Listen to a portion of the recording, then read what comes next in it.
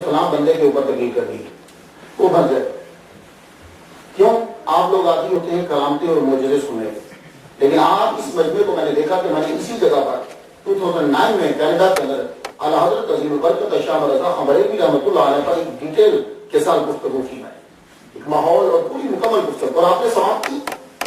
ساجد شاہ صاحب نے مجھے کہا کہ بہت لطف آیا تھا.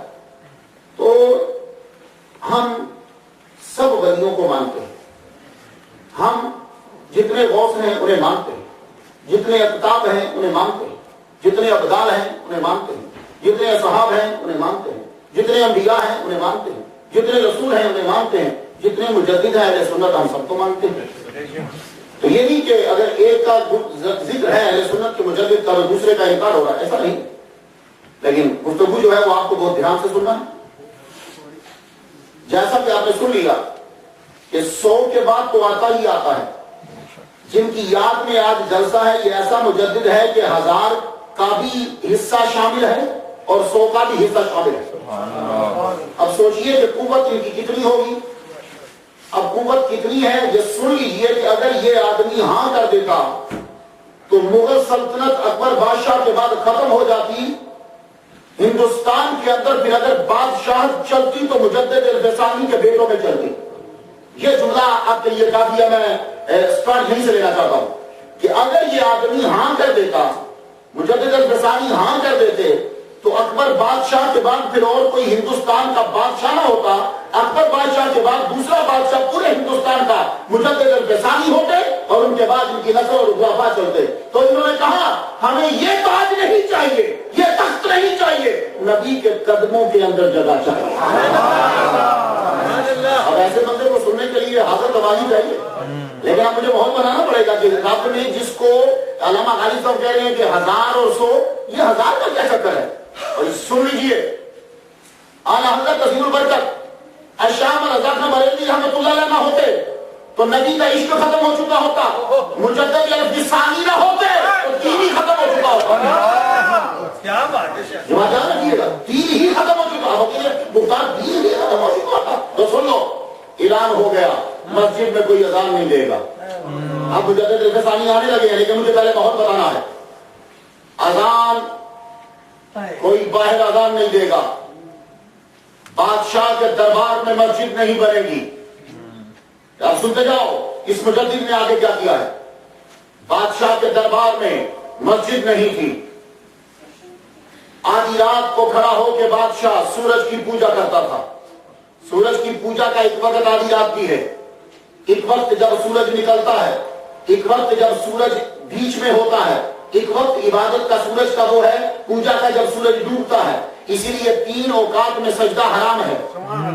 کیوں؟ اس وقت سورج کے پجاری پوجا کرتے ہیں. تو 4 وقت تو سورج کا پجاری تو 3 وقت کرے گا. اکبر بادشاہ 4 وقت سورج کی پوجا کرتا تھا رات بیچ میں اٹھ کر، اور اس نے سورج کا نام رکھا تھا حضرت نیر اعظم. یہ سورج کا نام تھا حضرت نیر اعظم. 1000 نام سورج کے اسے آتے تھے اور سب کے سب وہ جگتا تھا. اب سنتے جاؤ کہ مجدد نے کیا کیا ہے. ہم لوگ تو نام سن کر بیٹھ جاتے ہیں نا، نہیں، ان لوگوں کا ہم پر احسان ہے آج جو تو مسجد میں نماز ادا کر رہا ہے، اور یہ تجھ پہ لازم ہے کہ ان کا دن منا اور ان کو خراج عقیدت پیش کر. تو بادشاہ صبح کے وقت اٹھتا، شمیں جب رات کو جلنے لگتی تو اعلان تھا سب کے لیے کہ جب بادشاہ شمیں جلانے لگے تو سب اپنے سر کو جھکا دے. تو شمیں جب جلتی تھی تو سر جھک جاتے تھے. ہما وقت دربار میں آگ جلتی رہتی، مجوسیوں کی طرح آگ کی پوجا کی جاتی. بادشاہ نے اکبر بادشاہ نے آرڈر دیا کہ ہندوؤں کی طرح ایک زنار بنائی جائے، لیکن زنار جو ہے اس کے اوپر ہیرے لگے ہوئے ہوں، خوبصورت مرصع ہیرے جو حیرات لگے ہوں. بادشاہ نے ایک ہندو کو بلایا، کہا اپنے مبارک ہاتھوں سے مجھے پہناؤ. یہ سنتے جاؤ مجدد نے کیا کیا ہے. تو اکبر بادشاہ نے وہ زنار، وہ جو تار وہ پہنتے ہیں دھاگا، وہ پہنا. کہا یہاں کشکا لگایا گیا. اس کے بعد اعلان کر دیا گیا، جین مت کے اسکالر کو بلایا گیا، آپ بتاؤ کہ یہ جانور کیوں نہیں کھاتے. اس نے ایسے عقلی دلائل دیے. اکبر بادشاہ نے اعلان کیا آج کے بعد ویجیٹیرین ویجیٹیبل شروع ہوگی، دربار کے اندر گائے کا گوشت حرام. یہ اعلان کر دیا گیا. اس کے بعد دربار کے اندر جتنے ملا تھے ان میں 2 مولوی تھے، ابو الفضل اور اس کا بھائی فیضی. یہ دونوں بیٹے ہیں مبارک کے. मुबारक जो था ये अहमदाबाद में पला है। अहमदाबाद जो है वो कभी गढ़ होता था इस्माइलियों का। इस्माइलियों की सारी तालीमात इसके अंदर इसने परवरिश की अपने बेटों अबुल फजल और फैजी की। अबुल फजल और फैजी दोनों ऐसा बड़ा ये स्कॉलर और अल्लामा है, बादशाह का बेड़ा अलग करके रख दिया। ये चूंकि खुद मुसलमान नहीं थे दोनों, अबुल फजल भी मुसलमान नहीं है, फैजी भी मुसलमान नहीं है, इसलिए कि ये सहाबा को गालियां देता था। मोहम्मद मुस्तफा की नबूवत का ये अबुल फजल फैजी कायल नहीं है। मैं भी गुफ्तगू करूंगा, सुनते जाना। बड़ी तेजी मैं बुनियाद बना रहा हूं कि तुम्हें समझ आए कितनी बड़ी हस्ती को सुनने हो। अभी सुनते जाओ। ऐलान कर दिया गया, देखो शराब अगर कोई रिफाहियत के लिए पीता है और इलाज के लिए पीता है तो शराब जायज है, तो रिफाहियत के लिए और इलाज के लिए शराब अकबर बादशाह ने जायज करा दी। आप पूछोगे कि अकबर बादशाह जिसको द ग्रेट अकबर कहते हैं, ये अकबर मुर्तद जो था जिसको ग्रेट बोल रहे हो, ये ऐसा क्यों कहता था? इसलिए अबुल फजल फैजी ने और दरबार के तमाम मुल्ला ने, जिनमें काजी इब्राहिम शामिल है, जिसमें हाजी अब्दुल समी शामिल है, ये सारे के सारे लोग शामिल हैं। इन्होंने ऐलान किया कि इमाम आदिल जो होता है वो मुतलकन मुज्तहिद से अफजल होता है। ये जब ऐलान हुआ कि वो मुज्तहिद से अफजल होता है तो बादशाह ने कहा जब मैं मुज्तहिद से अफजल हूं तो मेरा हुक्म जो है वो कुरान के हुक्म के बराबर है, और अगर कभी बादशाह हुक्म कुरान के उलट दिए तो बादशाह का हुक्म माना जाएगा, कुरान को छोड़ दिया जाएगा। सुनो इन मुजद्दिदों का हम पर एहसान। अब जब ये हुआ तो हुक्म जारी हो गया, सुनो मामे के घर शादी करना नजायज। सुनते हैं ना? अभी सुनते हैं ना? मुझे अभी मैं मुजद्दिद तक पहुंचा नहीं, अभी मैं माहौल के मुजद्दिद को भेजा क्यों? मामी के घर शादी नहीं हो सकती, चाचे की बेटी से शादी बेटे से नहीं हो सकती, खाला की बेटी और बेटे से शादी नहीं। तुम्हारा अमेरिका और कनाडा क्या कहता है? यही तो कह रहे हैं ना कि कजन में शादी ना करो। तो अकबर बादशाह ने क्या कहा था? कजन में शादी ना करो। वो क्यों? ये बहुत बड़ी साजिश है कि कजन में शादी ना करो। बीमारी जब आनी है तो वैसे ही आ जानी है। अब कौन सी तुम बड़े शिफायाब हो, अब बड़े शिफायाब हो, बीमारी अब भी आ रही है। अगर रिश्तेदारी से नहीं आ रही तो दूसरी तरफ से बाजारी से आ रही है, बीमारी तो आ रही है। ये छोड़ दे, ये मुझे ना चक्कर हो कि बीमारी आती है। मैं भी कुछ ना कुछ तो समझता हूँ। बदियुद्दीन साहब के पाकिस्तान के लेक्चर भी सुन चुका हुआ हूँ। अभी हमें ये नहीं कहते ये साजिश है। क्यों? जब तुम फूफी के घर शादी करोगे, जब तुम मामी के घर शादी करोगे, जब तुम चाचा के घर शादी करोगे तो तलाक की रेशो कम हो जाएगी, क्योंकि रिश्ता बनेगा और सिफात और कसरतें आएंगी। तो ये डर है दुनिया को कि कहीं मुसलमान इस तरह से मजबूत ना हो जाए। इनको बोलो कि यहाँ रिश्ते मत करो, इसलिए कि बीमारी आती है। बीमारी जहां से आनी है वो आ ही जानी है। अगर बीमारी ही आनी होती तो मेरा नबी कभी भी फातिमा का रिश्ता अली को न देता। ये ऐसा कभी नबी, जो मेरे नबी से बढ़कर हकीम कोई नहीं है। हम यतीम नहीं है, कैलकरी में रहने वालों, हम यतीम नहीं है। इल्म भी है, हिल्म भी है, किताबें अपनी, रिसर्च भी अपनी है। इसलिए तुम अपने आप को यतीम मत समझा करो। तुम अपने आप को ये ना समझो कि किताबें नहीं है, ये ना समझो कि इल्म नहीं है, ये ना समझो कि रिसर्च नहीं है, ये ना समझो कि तहकीक नहीं है। हर शय तुम्हारे पास है, पर एक नहीं, तवज्जो नहीं है। बस वो हम मांगते हैं। जिस दिन तुमने तवज्जो दी, हर शय, हर दरवाजे तुम पे खुल जाएंगे। तो बादशाह ने ऐलान किया कि कजन्स में शादी नहीं होगी। ये उसका ऐलान था, कजन्स में शादी मना। और ऐलान कर दिया गया कि सुनो, कलिमा जब पढ़ा जाए तो कैसे पढ़ा जाए? ला इलाहा इल्लल्लाह मुहम्मदुर रसूलुल्लाह अकबर खलीफतुल्लाह। ये कलमा अकबर बादशाह ने जारी कर दिया। उससे जितने मुरीद थे 19 मशहूर थे, बाकी कच्चे पक्के थे। टोटल इस पीर के 19 मुरीद थे और बाकी कच्चे पक्के, बढ़ते कम होते रहते थे। तो कलिमा पढ़ा जाता था ला इलाहा इल्लल्लाह नौजुबिल्लाह अकबर खलीफतुल्लाह, ये पढ़ा जाता, इसको खलीफतुल्लाह बना दिया गया। उसके बाद ऐलान कर दिया गया, सुनो सहाबा कराम पे जब डिस्कस होती तो इंतहाई बुरे, सबसे मेन टॉपिक दरबार का ये था। चलो भाई आज अबुल फजल फैजी शुरू कर बकवास। ये दोनों मुर्तद बकवास शुरू करते हैं। कहां से शुरू करते? नबियों की गुस्ताखी से शुरू करते। किस नबी से क्या मिस्टेक हुई? अबुल फजल आलिम तो था, तो आलिम होना कोई फख्र की बात नहीं है। तो सही बात सुना, आलिम होना फख्र की बात नहीं है। सबसे बड़ा आलिम शैतान है। फख्र की बात यह है कि नबी के आगे झूठा कौन है। आलिम होना फख्र की बात नहीं है। नबी का अदब करने वाला ये उसके लिए फख्र है कि मैंने अदब किया है। तो आलिम बड़ा था, जानता तो था। अब गुफ्तगू दरबार में शुरू होती, फला नबी की ये मिस्टेक, फला नबी की ये मिस्टेक, फला नबी की नौजुबिल्लाह ये मिस्टेक, और ये बड़ा पसंदीदा। और जब किसी को दरबार में गाली देनी होती तो मालूम है क्या लफ्ज यूज करते थे? सारे मुल्ला बैठे, कुछ इसमें राशि है, कुछ इन मुल्लाओं में शराबी है। शेखुल इस्लाम का अपना बेटा शराब के नशे में कूद के मर गया। वो दरबार में बैठता था, शराब वो पीता था। अब सुनते जाइए जरा। तो سارے بیٹھے ہوتے تو اگر کسی کو گالی دینی ہوتی تو وہ کیا کہتے؟ او فقیر. اس کو فقیر کہہ کے اس کا مطلب ہوتا تھا گالی. تو فقیر کا لفظ بطور گالی اکبر بادشاہ کے دربار میں استعمال کیا جاتا تھا. یہ چیزیں جب شروع ہونے لگیں تو اب اللہ تعالیٰ نے کیا کیا اور بادشاہ کی جانب سے آرڈر جاری ہو گیا. قاضی ابراہیم ایک دن آیا، حاجی ابراہیم، اس نے آ کر بادشاہ کو ایک حدیث سنائی. حدیث بیان کرنا آسان ہے، حدیث کو سمجھنا مشکل ہے. اس لیے ہم سب لوگ امام اعظم کے مقلد ہیں، امام بخاری کے مقلد نہیں ہیں. حدیث بیان کرنا آسان ہے، حدیث کو سمجھ کر بیان کرنا یہ بڑا مشکل ہے. کیا رکھیے گا حدیث تو تم بھی سارے محدث بیٹھے ہو، انٹرنیٹ پہ ساری حدیثیں ہیں تو بیان کرو محدث ہو. لیکن امام اعظم نہیں بن سکتے، کیونکہ حدیث کو پڑھ لینا آسان ہے، بیان کر دینا آسان ہے، اس سے مسئلے کو سمجھنا یہ خدا جب عطا کرتا ہے تبھی آ رہا ہے. یہ بات یاد رکھیے. تو یہ آج کل کیوں مسئلہ کھڑا ہوا؟ ایک بندہ انٹرنیٹ پہ گیا، حدیث اس نے پڑھی، جی لا صلاۃ الا بالفاتحۃ الکتاب. بولو میں سب فاتحہ کیوں نہیں پڑھنے دیتے؟ میں انٹرنیٹ سے پڑھ کر آیا، گوگل زندہ باد، تو مجھے کیوں نہیں پڑھنے دیتے؟ تو اللہ کے بندے، جس بندے نے 20 سال لگائے ہیں، جس بندے نے پوری زندگی لگا دی ہے، تو کیا سمجھتا ہے کہ اس نے اس حدیث کو نہیں پڑھا ہوگا؟ کیا اس حدیث کو نہیں سمجھتا؟ امام اعظم اس حدیث کو نہیں سمجھتے؟ نہیں. تو یہی مسئلہ ہے، حدیث کو پڑھ لینا اور ہے، اور حدیث کو سمجھنا یہ بڑا مشکل ہوتا ہے. تو حدیث اس نے آ کر بیان کی کہ حضور صلی اللہ علیہ وسلم کے سامنے ایک صحابی کا بچہ ہے. یہ اکبر بادشاہ کے دربار میں حدیث بیان ہو رہی ہے. مجھے چونکہ حضرت مجدد الحسانی کی بارگاہ تک جانا، اس لیے میں ان پہ ڈسکس نہیں کر رہا. آگے کہنے لگا ابراہیم اکبر بادشاہ سے، جس کو آج کل بڑا کبریٹ اکبر کہتے ہیں، کہنے لگا کہ حضور کی بارگاہ میں ایک صحابی آئے اپنے بچے کے ساتھ. تو صحابی جو ہے ان کی داڑھی نہیں تھی، تو کیا کیا گیا کہ حضور نے فرمایا کہ یہ شکل جنتیوں کی ہے. اب وہ مولوی اپنی بات کر کے، ملا مولوی نہیں کرا چاہیے، ملا اپنی بات کر کے سائڈ پہ ہو گیا.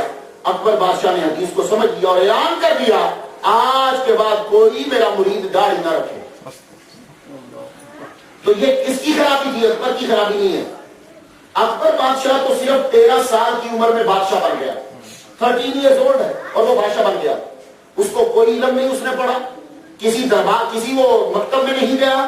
پہلے وہ کبوتر بازی کرتا رہا، اس کے بعد وہ کتے لڑاتا رہا، اس کے بعد وہ گھوڑے دوڑاتا رہا، اس کے بعد وہ باز لڑاتا رہا. یہ 4 اکبر بادشاہ کے بچپن کے شوق ہیں. ان چاروں یہی اس کے پاس نالج تھا. 13 سال کی عمر میں وہ بادشاہ بن گیا ہے. اب اس کو خراب کرنے والے کون ہیں؟ یہ جو اس کے دربار میں ملکہ تھے، خود ان کا اپنا مذہب کوئی نہیں تھا. اور ایک بات یاد رکھنا، یہ بڑے دھیان سے میرے جملے سنیے گا، جو بھی بد مذہب ہوگا، باطل مذہب ہوگا، وہ کیا کرے گا؟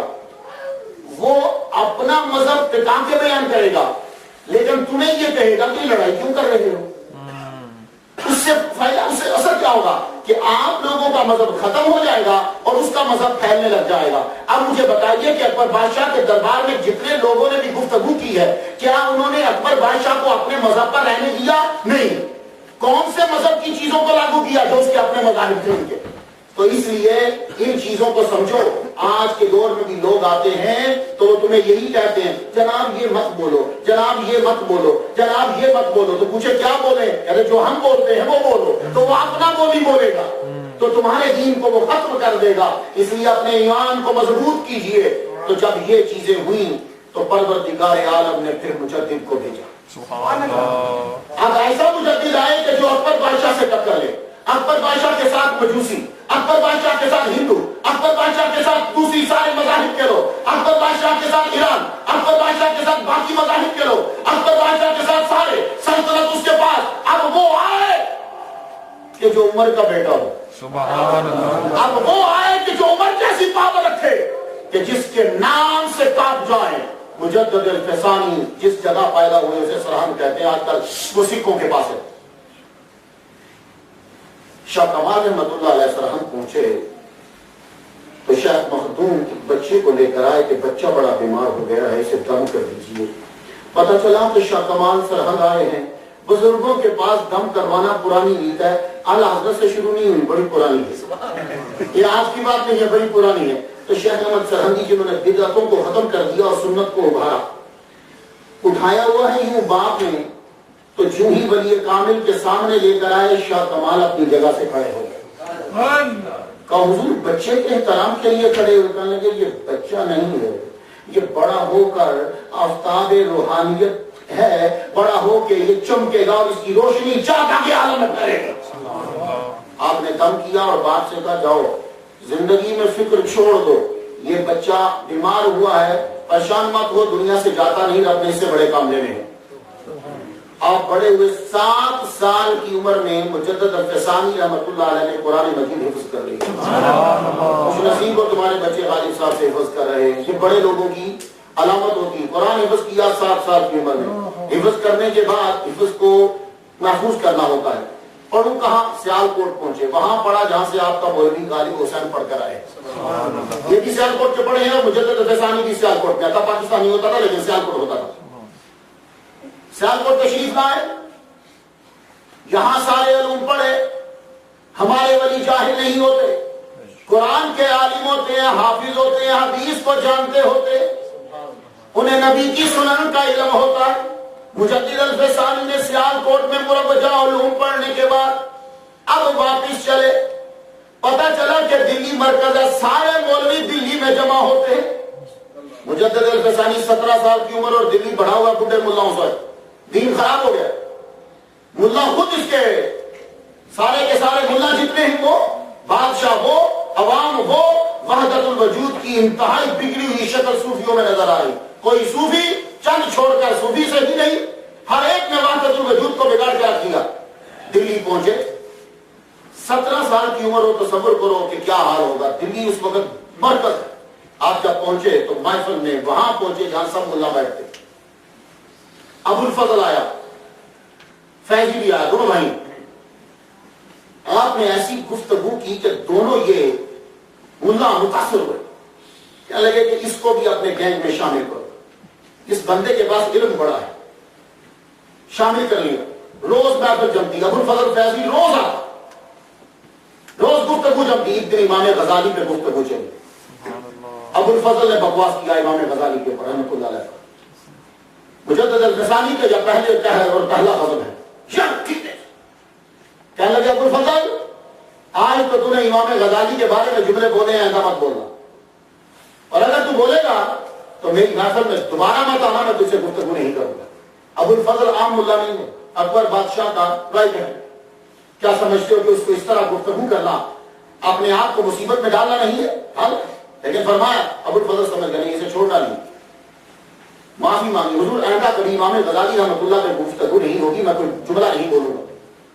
کچھ دنوں کے بعد پھر گفتگو چل پڑی فلسفے پہ، گفتگو چلی تو فرشتوں پہ چل پڑی۔ اکبر بادشاہ فرشتوں کو نہیں مانتا، فرشتوں کا منکر، معجزات کا منکر اور کرامتوں کا منکر، معراج کا منکر، سورج کے یہ چاند کے ٹکڑے ہونے کا منکر، یہ ساری چیزیں انہی مدعاؤں سے چلی تھی اس کی طرف۔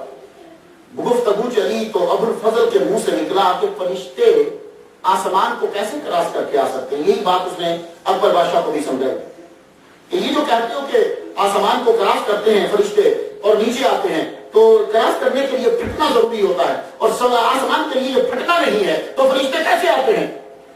یہ ابو الفضل نے جب تھوڑا سا ٹچ دیا تو مجدد الفسانی فرمانے لگے جس طریقے سے شیشے میں سے نظر گزر جاتی ہے اور اس کے لیے پھٹنا نہیں ہے، اس طرح آسمان کے لیے بھی پھٹنا نہیں ہے اور فرشتے گزر جاتے ہیں۔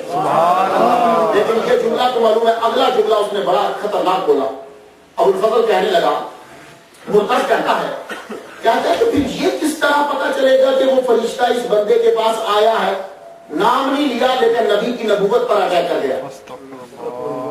یہی وجہ ہے کہ اکبر بادشاہ کہا کرتا تھا قرآن مخلوق ہے، قرآن متواتر نہیں ہے اور یہ الہامی کلام ہے، یہ ثابت کرنا محال ہے، یہ اکبر کہا کرتا تھا۔ اب یہ جملے سنتے جائیے۔ تو جب اس نے ابو الفضل نے یہ کہا مجدد الفسانی کی بارگاہ میں کہ کیسے پتا چلے گا کہ فرشتہ اس کے پاس آیا ہے، اسی کے پاس، تو مجدد الفسانی کہنے لگے سن، تجھے کیسے پتا چلا کہ فارجابی اور ابن سینا یہ جو ہیں، ابن سینا جو ہیں یہ حکیم تھے؟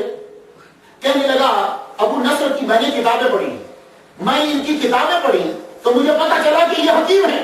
تو مجدد الفسانی کہنے لگے جب تو نے ان دو کی کتابیں پڑھی تو تجھے پتا چلا یہ حکیم ہے، تو ہم نے جب قرآن پڑھا تو پتا چلا جبرائیل محمد کے پاس لایا ہے۔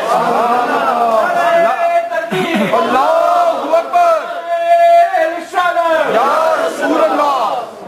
قرآن کا لفظ بتاتا ہے کہ محمد صلی اللہ علیہ وسلم کے پاس جبریل آئے ہیں اور سورۃ الفصل آج کے بعد میری محفل میں تو مت آنا، اب میں تیرے رب میں رسالہ لکھوں گا۔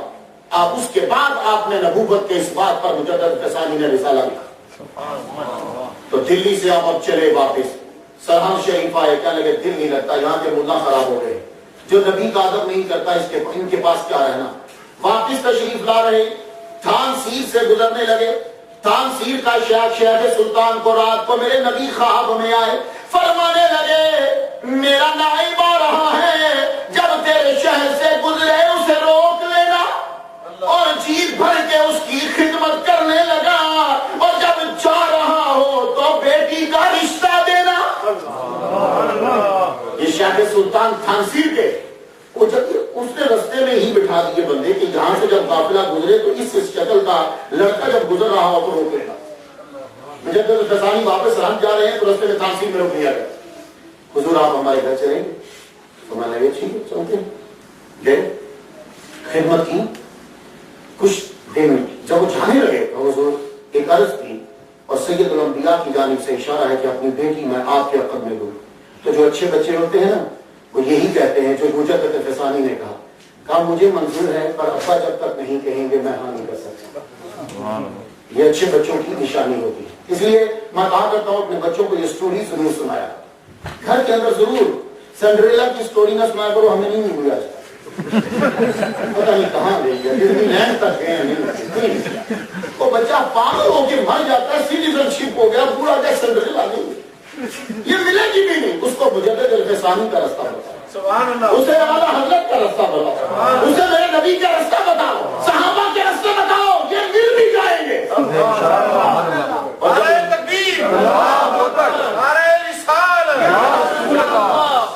ہم لوگ اپنے بچوں کو یہی یاد کرا رہے ہیں بس، اور ان کو یہ چیزیں ملی بھی نہیں۔ کاش کے نبی کے قدموں تک پہنچا دیتے، ہر شے انہیں مل جاتی۔ محمد مصطفیٰ صلی اللہ علیہ وآلہ وسلم کے حکم کے مطابق آپ کا نکاح شیخ سلطان کی بیٹی سے ہو گیا۔ اب شیخ سلطان نے اتنا جہیز دیا، آپ نے پرانی حویلی کو چھوڑا، نئی حویلی بنائی گئی، نئی حویلی کے اندر شیخ احمد سلامتی رہنے لگے۔ ایک دن پھر بخار ہو گیا، بیوی بیچاری نا امید ہو گئی، خدا کی بارگاہ میں رو رو کے عرض کرنے لگی یا اللہ انہیں بچا لے، روتے روتے آنکھ لگ گئی، آواز آئی فکر مت کرو ہم نے اس سے ہزاروں کام لینے ہیں، ابھی تو ایک بھی نہیں لیا، وہ فکر نہ کریے بچیں گے۔ آپ کو اللہ تعالیٰ نے شفا دی، اٹھے تو فرمانے لگے میرا من چاہتا ہے کہ میں حج کروں۔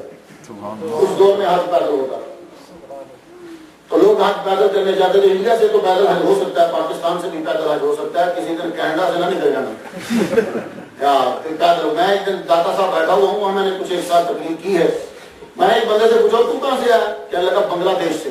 میں کہا بنگلہ دیش سے یہاں؟ کہتا یہاں نہیں، میں حج کرنے نکل گیا تھا بنگلہ دیش سے۔ میں کہا بنگلہ دیش سے حج کرنے؟ کہنے بس ایک دربار پہ گیا ہوں، انہوں نے یوں مجھے مارا اور کہا جا حج منظور، تو میں پیدل چلا ہوں، تو میں واپس کہنے لگا ایران کے بارڈر پہ پہنچا، انہوں نے پکڑ کے اندر دے دیا۔ جب انہوں نے مارا تھا تو یہ بھی پوچھ لیتا کہ اندر کتنی مرتبہ جاؤں گا رستے میں، یہ بھی پوچھ لینا تھا۔ تو بھائی پیدل تب لوگ جایا کرتے تھے، بڑا لمبا لمبا راستہ ہوتا تھا، تو آپ پیدل چلنے لگے تو کہاں کہ دہلی سے ہوتے ہوئے چلتے ہیں، تو آپ کے دوست تھے وہاں رکے، دہلی میں رکے۔ دہلی میں جب رکے گفتگو چلی، میں جب غالب صاحب کے پاس آتا ہوں فلاں مسئلہ فلاں مسئلہ فلاں مسئلہ، میں بدی الدین صاحب کے پاس بیٹھا فلاں مسئلہ فلاں مسئلہ فلاں مسئلہ، نظام شاہ صاحب کے پاس بیٹھا فلاں مسئلہ فلاں مسئلہ فلاں مسئلہ، مولوی جب مولوی کے پاس بیٹھے فلاں مسئلہ یا فلاں آدمی، گفتگو جب چل پڑی تو آپ کے دوست کہنے لگے اے شیخ احمد آج کل ایک بندہ دہلی میں آیا ہے، نام اس کا باقی ہے۔ سبحان اللہ، دہلی میں آیا ہے پر بندہ بڑا عجیب ہے۔ اچھا اب جب غالب صاحب کسی آدمی کی بات نام ایک دفعہ لیں گے، دو دفعہ لیں گے، تین دفعہ لیں گے تو اشتیاق پیدا ہوتا ہے اس آدمی کو دیکھے، ایک دفعہ دو دفعہ تین دفعہ، تو اشتیاق پیدا ہوا کہ ان کی محفل میں جاؤں تو یہ خواجہ باقی بلا ہیں، ان کا کام صرف ایک ہی تھا جوانی میں، جتنے مجذوب ملتے تھے ان کے پیچھے بھاگتے رہتے۔ خواجہ باقی بلا کے پاس فیض آیا مجذوبوں سے، 13 سالک کو ہے، جو مرید بنایا وہ سالک، اور سالک بھی ایسا کامل کہ اس جیسا سالک میں نے نہیں، لیکن فیض خواجہ باقی باللہ نے لیا مجذوبوں سے۔ کیا آپ کو پتا مجذوب کبھی دیکھے ہوں؟ کبھی وہ پانی میں چلے جاتے ہیں، کبھی آگ میں کود جائیں گے، کبھی کہیں چلے جنگلوں میں پھریں گے، قبرستان میں ڈیرا لگا لیں گے، یہ مجذوبوں کی عادت ہوتی ہے۔ تو خواجہ باقی باللہ نے فیض لیا مجذوب جاتے جاتے پانی میں، خواجہ باقی باللہ پانی میں، مجذوب دوڑتے دوڑتے آگ میں، خواجہ باقی باللہ پیچھے کچھ نہیں دیکھنا، آگ کے اندر، مجذوب دوڑتا دوڑتا قبرستان میں، یہ اس کے پیچھے پوری 3 4 رات کے پیچھے مجذوبوں سے فیض لے کر خواجہ باالحق والدین نقشبند کے دربار پہ پہنچے۔ فیض لے لیا تو یوں بیٹھے ہیں خواجہ بہاؤالدین نقشبند رحمۃ اللہ علیہ کے قبر پہ روزے پہ یوں قریب بیٹھے ہیں، تو آپ کی زیارت ہوئی، فرمانے لگے باقی پہنچ، ہندوستان چل، ہندوستان کی طرف پہنچ، اس لیے کہ خدا کا نائب اتم وہاں آنے والا ہے۔ ہر ولی کی یہ آرزو ہے کہ وہ میرے سلسلے میں آئے، لیکن مجھے امید ہے کہ وہ ہمارے سلسلے میں ابو بکر صدیق رضی اللہ تعالیٰ عنہ کے سلسلے میں آئے گا، تو پہنچ اور اسے فیض پہنچا۔ تو بڑی حیران کن بات ہے، ہم جاتے ہیں کنویں کے پاس کہ وہ پانی دے، پیاس بجھائیں، یہاں کنواں پیاسے کے پاس جا رہا ہے۔ ہم چلتے ہیں کہ ہمیں کہیں کھانا مل جائے ریسٹورنٹ میں، یہاں کھانا اور چیزیں سب کچھ چل کے ان کے پاس پہنچ رہی ہیں۔ خواجہ باقی باللہ وہاں سے چلتے چلتے چلتے چلتے دہلی پہنچے، دہلی میں آ کے ڈیرا لگا لیا اور روز بندوں کو دیکھتے۔ آپ کے دربار میں بندے آتے ہیں، چہرہ دیکھتے نہیں یہ نہیں ہے، مریدین بیٹھے، آپ بھی بیٹھے ہیں۔ اب یہاں گفتگو شروع ہو گئی، آپ کے دوست نے بتایا خواجہ باقی باللہ ہے، کیا گفتگو کرتے ہیں، لطف آ جاتا ہے۔ شیخ احمد سرندی کہنے لگے چلو میں بھی زیارت کروں۔ زیارت کرنے کے لیے جب وہاں پہنچے، ابھی شیخ احمد سرندی رحمۃ اللہ علیہ نے پاؤں پر خانقاہ میں ابھی پاؤں رکھا ہے، خواجہ باقی باللہ کھڑے ہو گئے، فرمانے لگے آ گیا میں جس کا منتظر تھا۔ پاس بٹھایا، خود خدمت کی، پیر خود خدمت کر رہا ہے، خدمت کی تو پوچھتے ہیں کہاں جانے کا ارادہ ہے؟ شیخ احمد سرندی کہتے ہیں حضور حج کا دل کر رہا تھا کہ چلا جاؤں، نہیں تو فرمانے لگے کچھ دیر اور رک جاؤ، شاید یہی کام ہو جائے، شاید یہی کام ہو جائے، کچھ دیر اور رک جاؤ۔ اب کچھ لوگوں کی بات نہیں عجیب اثر ہوتا ہے، دل کرتا ہے مان لیں، دل کرتا ہے مان لیں، ٹھیک ہے۔ ایک دن گزرا، 2 دن، 3 دن، 4 دن باقی۔ آپ نے کہا، خواجہ باقی باللہ رحمۃ اللہ علیہ نے کہا کہ 1 مہینہ رک جاؤ یا 7 دن، چلے کہ وہ 7 دن رکتا ہوں۔ انہوں نے 2 آپشن رکھے، مہینہ رک جاؤ یا 7 دن، وہ 7 دن رکتا ہوں۔ 3 دن تو گزر گئے، 4تھے دن اندر لے گئے، خواجہ باقی باللہ رحمۃ اللہ اندر لے گئے، بند کر دیا دروازہ بند کر کے نظر جب ڈالی تو 7 دن پورے نہیں ہوئے، قطبیت، فردیت، قیومیت، تینت، اصالت، سابقیت اور مجددیت کی سیٹ پر بیٹھا دیا۔ اور خود لکھتے ہیں مکتوب میں، پیر لکھ رہا ہے، کہنے لگا، پیر لکھتے ہیں کہتے ہیں ایک آیا ہے شخص، شیخ احمد اس کا نام ہے، کثرت علم اور قوت عمل، کثرت علم اور قوت عمل کی وجہ سے مجھے لگتا ہے کہ ایک دن وہ سورج بن کر دنیا میں چل گیا۔ یہ پیر نے جملہ 7 دن میں پورا بیان کیا، فرمانے لگے اب جاؤ واپس سرحد چلے جاؤ۔ اپنے مریدین اکثر ساتھ بھیج دیے، کہا آپ جائیے، اور اس سے پہلے لاہور سے ہوتے جائیے گا۔ پیر سے ملے، ملنے کے بعد لاہور آنے لگے۔ لاہور میں تب طوطی بولتا تھا جمال قلوی کا، لاہور کے پاس سیالکوٹ، سیالکوٹ میں طوطی بولتا تھا عبدالحکیم سیالکوٹی رحمۃ اللہ علیہ کا، جہاں سے علامہ صاحب پڑے ہوئے عبدالحکیم سیالکوٹی رحمۃ اللہ، سب سے پہلے انہوں نے خط لکھا مجدد الفسانی رحمۃ اللہ علیہ کو۔ جب بھی مجدد ہوتا آپ کو پتا لوکل ملا دشمن ہو جاتے ہیں، مجدد الفسانی کے لوکل ملا دشمن ہو گئے۔ سب سے پہلے عبدالحکیم سیالکوٹی رحمۃ اللہ علیہ نے خط لکھا اور مجدد وہ خط پکڑ پکڑ کے لوگوں کو دکھائے، فرمانے لگے دیکھو سیالکوٹ سے خط آیا ہے۔ اب اس میں ایک ہی جملہ سناتا ہوں، امام ربانی محبوب سبحانی مجدد الفسانی، یہ جملہ سب سے پہلے عبدالحکیم سیالکوٹی رحمۃ اللہ علیہ نے لکھا۔ اور آپ دکھا رہے ہیں، دیکھو امام ربانی محبوب سبحانی مجدد الف ثانی آپ یہ دکھا رہے ہیں عبدالحکیم سہیل کوٹی رحمۃ اللہ علیہ، اللہ تعالیٰ نے ان کا من کھول دیا، خدا تعالیٰ نے ان کو بھی فیض عطا کیا۔ جمال طلوی یہ بھی بہت بڑے علامہ تھے، یہ دونوں اس دور کے ٹاپ کے علامہ تھے جن کے مدرسے چلتے تھے اس دور میں۔ اور جمال طلوی رحمۃ اللہ علیہ جو ہیں یہ تو ننگے پہنچ جایا کرتے تھے دادا صاحب کے دربار میں، ننگے پہنچ جاتے اور کچھ نہیں کھاتے تھے، مہینوں گزر جاتے۔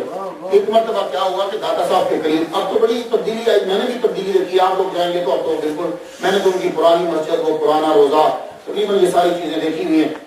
تو وہاں ایک شہتوت کا درخت تھا تھوڑا سا دور، تو اس شہتوت کے درخت کو پکڑ کے کھڑے ہوئے ہیں، یوں ہاتھ لگا کے، تو شہتوت تب نہیں تھا، شہتوت تب نہیں تھے، موسم ہی نہیں تھا، یہ جماعت مرید ہیں خواجہ صاحب کے شیخ احمد سلمی رحمۃ اللہ علیہ کے، یوں کھڑے ہوئے ہیں تو بھوک شدت لگی ہوئی تو سب سے پکڑے، دل کیا کہ چلو شہتوتی ہوتے تو کھا لیتا، آج بھوک پڑی ہے۔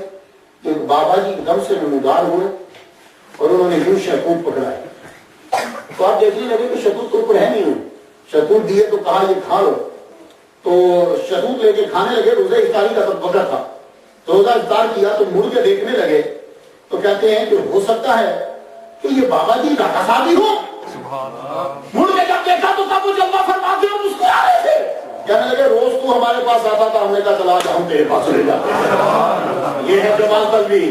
جب مجدد الفسانی لاہور تشریف لائے، آپ ہاتھ جوڑ کے کھڑے ہوئے، آپ نے ان کی ارادت میں شامل ہوئے، مرید بنے، فیض لیا، بنگال میں فیض آپ کا پہنچا، شیخ حمید آپ کے مرید بنے، پہلے سخت مخالف تھے لیکن جب آپ کی گفتگو سنی تو مجدد الفسانی رحمۃ اللہ کے مرید ہو گئے، اور جب جانے لگے تو کہنے لگے میں بنگال جا رہا ہوں، اے مجدد مجھے اپنے نالین دے دو۔ مجدد الفسانی کے دونوں نالین، آپ کے دونوں نال، یہ دونوں نالین جب لیے، لے کے شیخ حمید الدین نے سر پہ، حمید رحمت اللہ علیہ نے سر پہ رکھ لیے۔ اتنا بڑا مفتی و محدث و مفکر و علامہ، بنگال میں جس کا توتی بولتا ہے، لوگ جس کے مرید مدرسے میں پڑھنے آتے ہیں، مجدد الفسانی کے نالین اپنے سر پہ رکھ کے بنگال کی جانب چل پڑے۔ بنگال پہنچے، اور آج بھی اگر کوئی بنگلہ دیش کا آدمی ہے، کئی عرصہ تک آپ نے وہ نالین لے جا کر ایک چبوترے کے پاس آپ نے دروازے کے قریب وہ نالین ڈھونڈ لٹکا دیے۔ جو آدمی بھی بنگلہ دیشی آتا، آپ کا مرید کہ مجھے بیماری ہے، کہتے ادھر آؤ، پانی کا پیالہ دیتے۔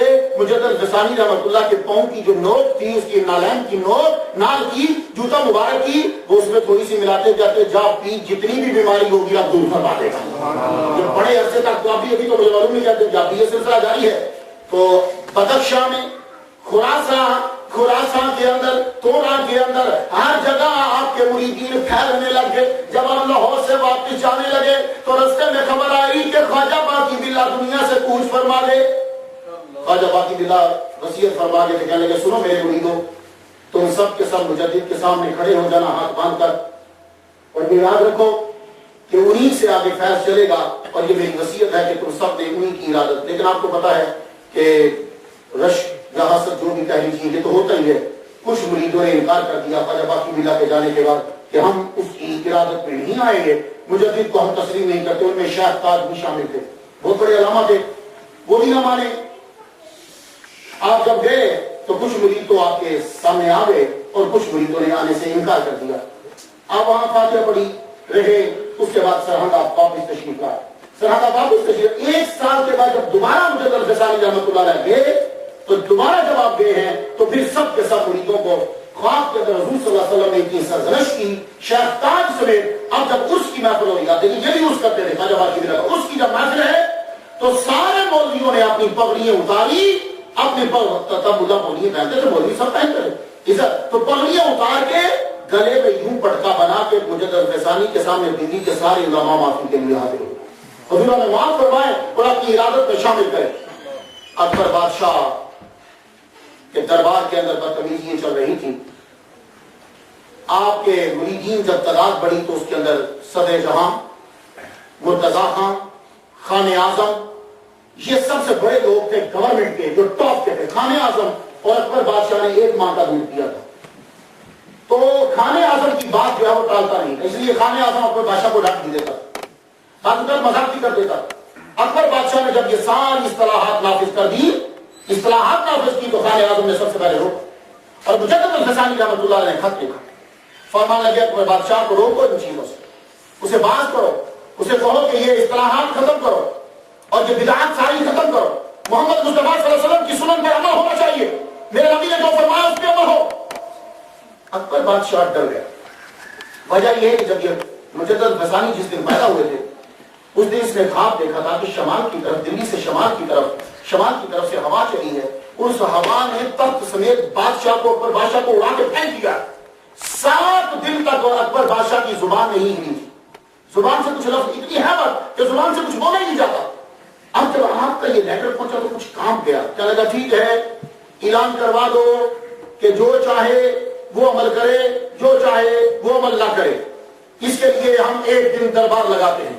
اب اکبر بادشاہ ایک دربار لگا لے۔ آپ سنیے ذرا مجدد نے کیا کمال کیا، یہ آپ کا پہلا امتحان شروع ہوا، تبلیغ شروع۔ اکبر بادشاہ نے اعلان کر دیا میرے محل کے اندر 2 دربار لگیں گے، ایک دربار اکبری، ایک دربار محمدی۔ دربار اکبری بھی سجایا جائے گا، دربار محمدی سجایا جائے گا، اور لوگوں کو اجازت ہوگی جو چاہے ادھر آ جائے، جو چاہے ادھر آ جائے، جدھر چاہو چلے جاؤ، اس کے بعد تم پکے۔ مجدد غزانی رحمۃ اللہ کو بتایا گیا کہ حضور اکبر بادشاہ نے اعلان کیا کہ 2 دربار لگیں گے۔ آپ نے فرمایا اس کو کہہ دو یہ بدتمیزی مت کرو، تم تباہ ہو جاؤ گے، ایسا مت کرو، دربار محمدی ہی ہے، اپنا دربار ان کے برابر میں مت لگاؤ۔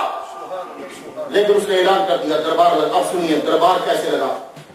اپنے قریب اس نے دربار اکبری لگایا، ریشم منگوایا گیا، ریشم کی چادریں بچھاؤ، ریشم لگاؤ، خوبصورتی، پودے لگاؤ، دربار خوبصورت ہونا چاہیے، لکڑی ٹاپ کی استعمال ہونی چاہیے، تمام بہترین جو شاہی باورچی ہیں وہ کھانا پکائیں، کھانے کی تمام اقسام باہر رکھی جائیں۔ یہ دربار اکبری کی سائن ہے۔ اور برابر میں مقابل میں دربار محمدی بنا دی، پرانی لکڑی، اسٹیج گھٹیا، اور کھانے جو ہیں وہ کہ بد مزاج کوئی عام آدمی بھی نہ کھائے، اور کہا اب تمہارا اختیار ہے کہ جو دربار محمدی میں جانا چاہتا ہے وہ ادھر چلا جائے، جو دربار اکبری میں جانا چاہتا ہے وہ ادھر چلا جائے۔ جب مجدد غزانی رحمۃ اللہ علیہ کو پتا چلا، آپ نے فرمایا میں خود اب جاؤں گا، یہ آپ کی دربار میں انٹری ہے پہلی۔ فرمایا کہ ہم جائیں گے۔ اپنے مریدوں کو لیا، بادشاہ نے اعلان کر دیا، اوپر وہ بیٹھا ہوا بالکنی میں، نیچے دربار اکبری بھی لگ گیا، دربار محمدی بھی لگ گیا۔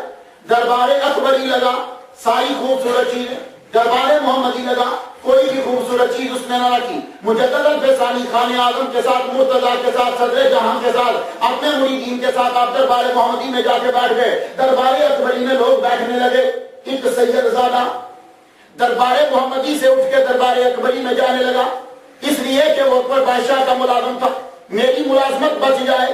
جب وہ اٹھ کے جانے لگا، مجدد الفسانی کا ایک مرید بولا اے سید زادے، کل جب قیامت کو تیرے نانے کا دربار لگے گا پھر کدھر جائے گا؟ سبحان اللہ، سبحان اللہ۔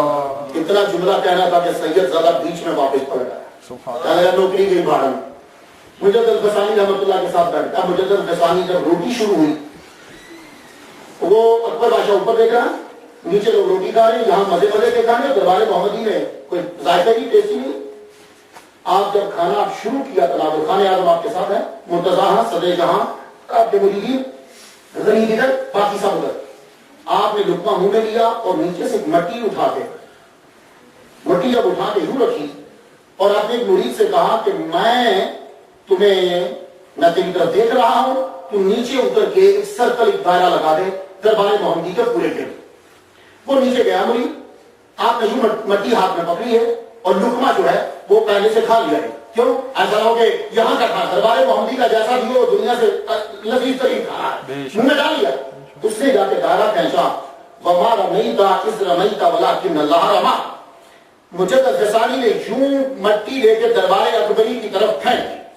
مٹی کا پھینکنا تھا کہ اتنی تیز اور گرم، صرف ہوائی گرم ہوا چلی، ہوا میں خیمے اکھیڑے، خیمے اکھیڑے، میخیں جتنی تھی وہ اکھڑی، وہ جو قلعہ ہوتا ہے وہ میخیں اکھڑی، اکھڑ کے میخ وہ اوپر، کئی بندے مر گئے، اور ہوا اتنی تیز چلی کہ بادشاہ بالکنی سے اکبر بادشاہ دیکھ رہا تھا۔ وہ دروازے کا ایک کمان اتنی تیزی سے ایسے ایسے کبھی دیکھا آپ نے کہ جب ہوا چلتی ہے تو یوں لگتا ہے، وہ 7 مرتبہ اکبر بادشاہ کے سر میں لگا۔ 7 دن اکبر بادشاہ جیا، 7ویں دن مر گیا۔ سبحان اللہ۔ اس کرامت سے مجدد غزانی پوری انڈیا میں، ہندوستان میں، پاکستان میں، ایران تک آپ کی شہرت پھیل گئی۔ सब लोग आपके मुरीद हो गए। आप वहां से वापस पलटे, जहांगीर इसके बाद जो है वो तख्त नशी हुआ, लेकिन बिदअत फिर भी जारी। जो चीजें वो करता था जहांगीर भी वही बिदअतें कर रहा है। आप मुसलसल खत लिख रहे, इन चीजों से बाज आ जाओ। आपके मुरीदीन पढ़ने लगे, आपने